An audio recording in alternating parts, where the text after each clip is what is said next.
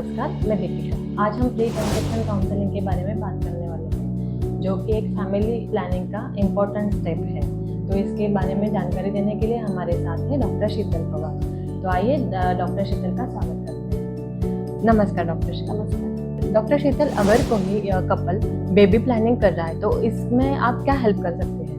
अगर कोई couple pregnancy के लिए प्लान कर रहा है तो हम उसे प्री कंसेप्शनल काउंसलिंग बोलते हैं, जो कि 4 to 6 मंथ प्रायर लिया जाता है। तो उससे हम good outcome of baby and for good health of mother के लिए हेल्प कर सकते हैं। प्री कंसेप्शन काउंसलिंग में क्या इंक्लूडेड होता है?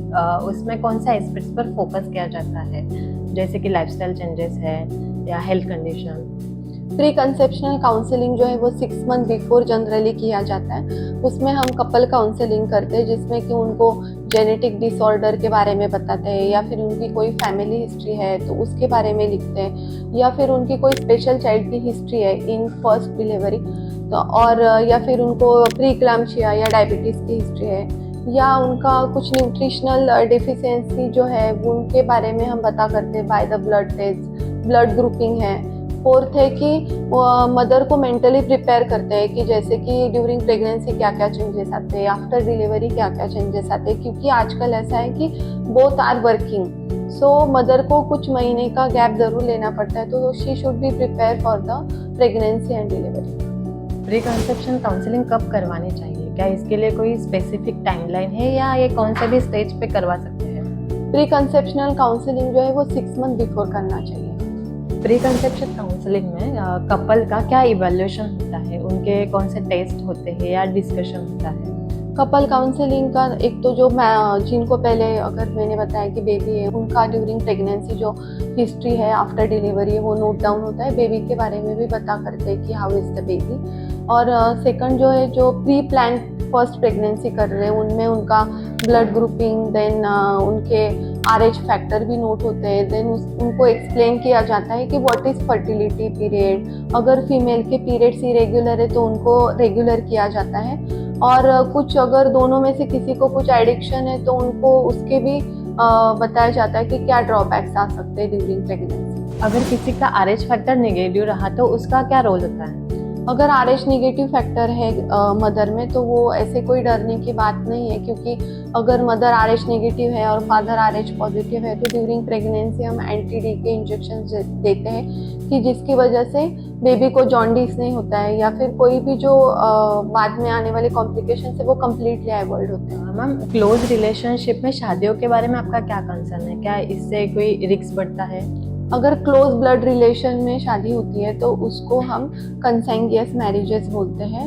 उसमें होता है कि both parents are carry their genetic mutation factors, तो उनमें काफ़ी ऑटोसोमल रेसेसिव डिसीज के चांसेस होते हैं, हार्ट डिसीज के चांसेस होते हैं, देन ब्लड डिसऑर्डर के चांसेस होते हैं। तो जनरली बताया जाता है कि ये कम्प्लीटली अवॉइड करें।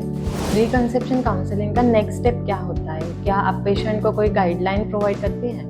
अगर देखिए कंसेंगियस मैरिजेस की अगर हम बात कर रहे हैं और वो ऑलरेडी मैरिड है तो उनको हम कुछ स्क्रीनिंग टेस्ट बताते हैं कि जैसे कि ब्लड ग्रुपिंग है, देन स्क्रीनिंग टेस्ट जो रिलेटेड टू जेनेटिक स्टडी है, और ड्यूरिंग प्रेगनेंसी कुछ ब्लड टेस्ट है जैसे कि dual marker test, triple marker test, या एनाटॉमिकल डेवलपमेंट ऑफ बेबी जो है उसे हम क्लोजली मॉनिटर करते हैं for the good outcome of the baby.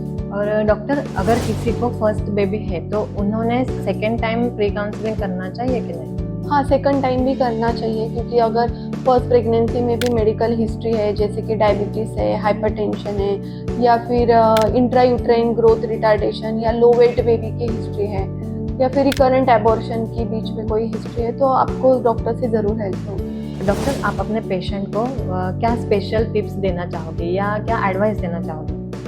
अगर देखिए, अगर आप प्री प्रेगनेंसी प्लान कर रहे हैं जिसे हम प्री कंसेप्शनल काउंसलिंग बोलते हैं, उसमें अगर आपको कोई जेनेटिक डिसऑर्डर की फैमिली हिस्ट्री है, या फिर फर्स्ट बेबी को डाउन सिंड्रोम है या स्पेशल चाइल्ड है, तो आपको डॉक्टर से ज़रूर कंसल्ट करना चाहिए। या फिर कोई मेडिकल डिसऑर्डर्स है जैसे कि थैलेसेमिया है या कंसेंगियस मैरिजेस है, इवन आपको ओबेसिटी है, एडिक्शन है, या कोई भी वैक्सीनेशन इनकम्प्लीट है, न्यूट्रिशनल डेफिशिएंसी को करेक्ट करना है, और इन सारी सिचुएशन में आप डॉक्टर की हेल्प लेके आप ज़रूर मेंटली अच्छे से प्रिपेयर हो सकते हैं कि what is pregnancy, what to care in pregnancy और आफ्टर डिलीवरी ऑल्सो आपको मेंटली प्रिपेयर होने में ज़रूर हेल्प होता है कि कैसे मदर की भी देखभाल करनी है और बेबी की भी करनी है।